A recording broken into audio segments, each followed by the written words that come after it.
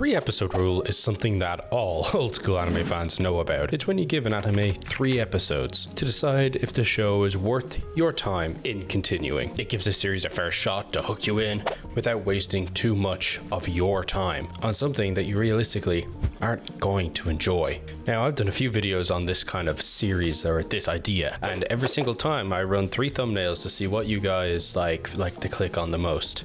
And you really just like this Wojak image. Like, I guarantee you that this video's one is gonna come out with the Wojak image winning first. It just has to. It just does. And that like, it's annoying because I don't want all my videos having the exact same thumbnail, but alas. But today we're going to be covering Yakuza Fiancé.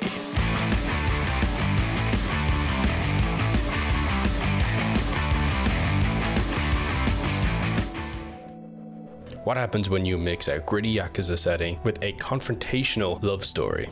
You get this show. Now, I'm not one for romance stories, okay? I just really amn't, but I watched Dan to Dan and I was kind of like, well, the genre actually seems pretty cool. So I've actually watched 2 stories, both of which I'm going to be doing the 3-episode role videos on. One more traditional, and this one which is mainly based in the realm of comedy and a really unrealistic setting. This anime takes the trope of arranged marriages and flips it on its head, delivering a dark, humorous, tension-filled narrative about 2 heirs navigating their way through love, violence, and everything in between, including their own family's legacy. You know, because, you know, that they're heirs to, you know, Yakuza bossdom. I'm not sure how it works. In this review, we'll be diving deep into what makes this anime stand out from others in the same genre, of which you know now that I've covered a few, and what might be your next show to pick up. Usually in these videos, I tend to cover the 3 episodes in synopsis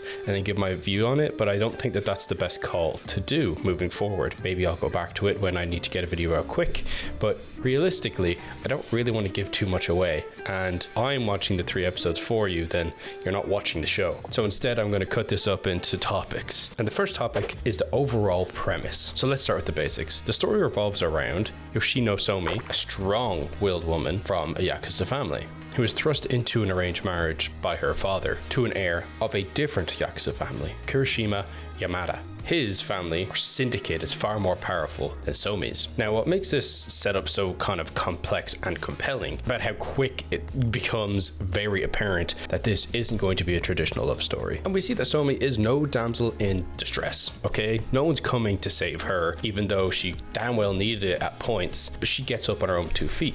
Like, within the first episode, she struts out on her own, renting her own flat to distance herself from Kirishima. This being because she figures out, or is told, that she is not his type, and that if it doesn't work out between them, their families are likely going to go to gang war.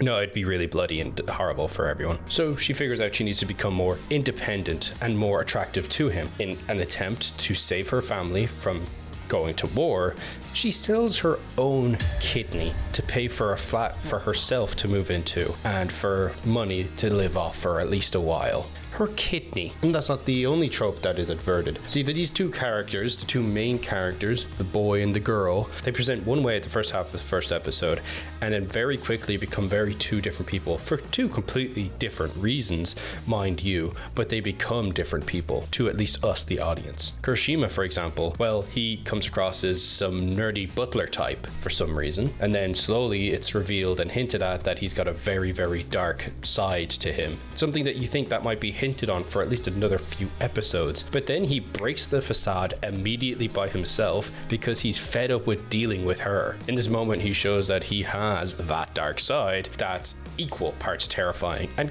kind of fascinating. And as I said, they start off with a fairly chummy interaction. Things are going the traditional way of romance animes. But then it takes the turn when he reveals his true colors, not because he was prompted to, but simply because he got bored, forcing Somi to strut out by herself and become more independent, at least in the eyes of the overall relationship, I suppose. And by the end of all this setup, you're starting to really wonder where the hell this is actually gonna go, because this is not in any capacity as to what I thought I was getting into. Moving on to our next topic is the complex characters at the core of the show. When people say complex characters, right, it usually means something along the lines of Lelouch from Code Geass. He is complex because no one really knows his true motives. No one knows exactly what he's planning from a point A to point B. But there's like emotionally complex characters, and that's where this show kind of shines. Move away from the logical, overwhelming complexity of what the hell they're doing to simply a sympathetic story that necessarily isn't too otherworldly or crazy, but because of the emotions involved and the sympathy that we would feel for the character, the emotions that arise from watching such medias or stories, well, they bring out complex emotions.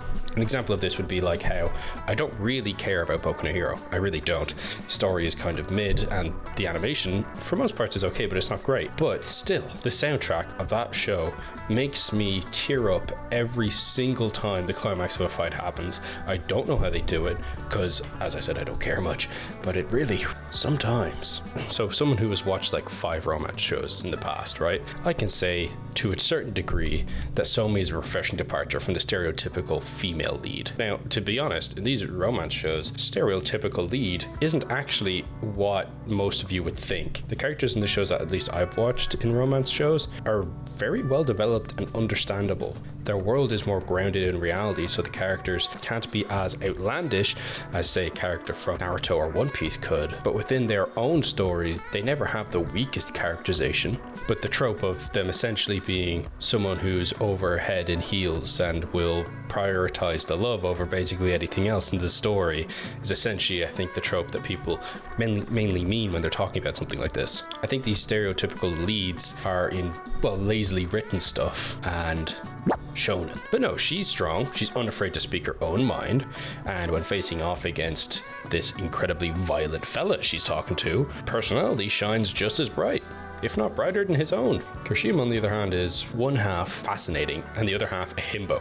Once he starts to warm up to Somi, he's charming and dangerous in equal measure, with moments that reveal a surprising vulnerability beneath their ruthless exterior. This leads to a good push and pull dynamic between the two, which I probably have already mentioned before, but it kind of should have only really been mentioned in this segment. And their growth as individuals and their relationship kind of grow at the same rate, to the point where you're not necessarily sure if these guys are actually going to remain or be a very good couple.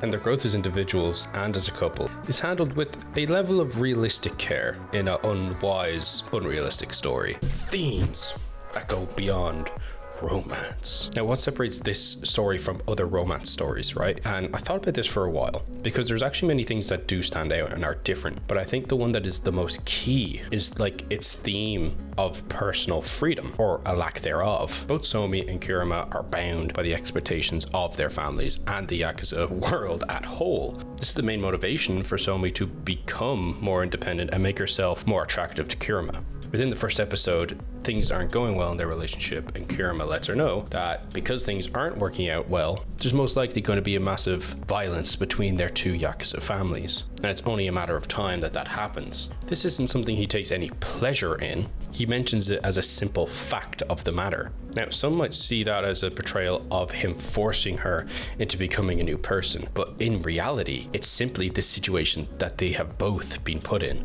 Kirishima has been in the Yakuza since he was like 13. If there's a victim here, it's him. Well, and also the guys in the alley. When she realizes this, it suddenly becomes a story of their struggle rather than him versus her. Their struggle to carve out their own identities within this rigid framework adds a much needed layer of relatability to a show that kind of has a bit of an outwardly tale to it, even within the high stakes setting. The perfect blend of humor and tension. One of the standout aspects of Yakuza Fiancé is the ability to balance dark humor with moments of genuine suspense. And the comedic moments often come from Somi's sharp wit and refusal to back down, even situations that would get her beaten and killed for absolutely no reason. Meanwhile, the tension is ever present, especially when Kirishima's violent tendencies come to the forefront. The contrast between these tones keeps the audience on their toes, or the audience keeps us on our toes, because we never really see what's going to come next. Obviously, we have some idea of an end goal, them being a couple and running a Yakuza or something like that,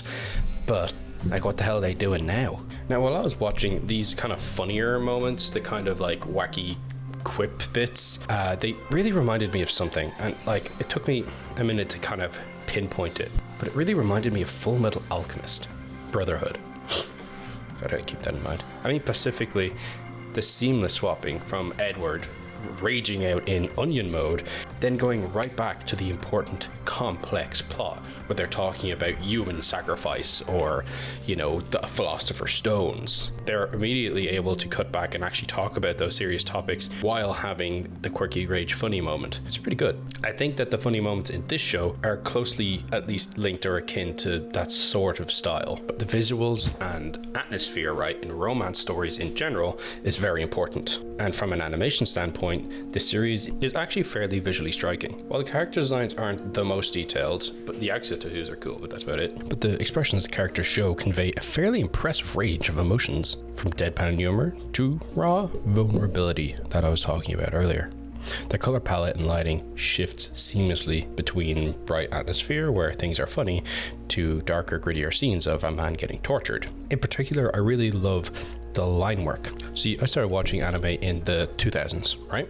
So for me, anime is black lines. That's the character outline, or how you draw the facial structure and everything always has a black line to it. But in this show, those black lines they change color depending on the environment that they're in to kind of show a shade, I suppose. And it's artistically refreshing. That's all I really gotta say about that. Overall, Yakuza Fiancé is a bold and captivating anime that refuses to be boxed in by a single genre. With its engaging characters, some themes that genuinely come across as more thought-provoking as one might think, and a perfect mix of humor and drama. It's a show that keeps you hooked from start to finish. If you're ready for a story that is unpredictable, as much as it is heartfelt, surprisingly, then you might as well, give this one a go. And in my books, it kind of passes the 3-episode rule. Now, if you've actually watched the show, you already know that I have watched more than 3 episodes of it because I may or may not have hinted at things that happen after the first three episodes. Sorry about that.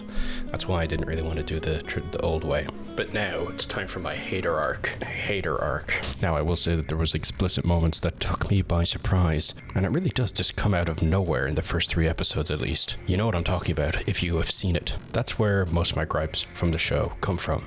It's yet another case of where anime characters are made to be a certain age just because it's the same age as the target demographic of the original manga. The story doesn't really work that well when you think of the age demographic of the 2 main characters being put into the setting and situations that they have been. If they were older, maybe 5-6 years older, then it would be perfect. But they're still in school, so when they go through all these sexual scenes that really don't sit well with me personally, I'm not too happy with.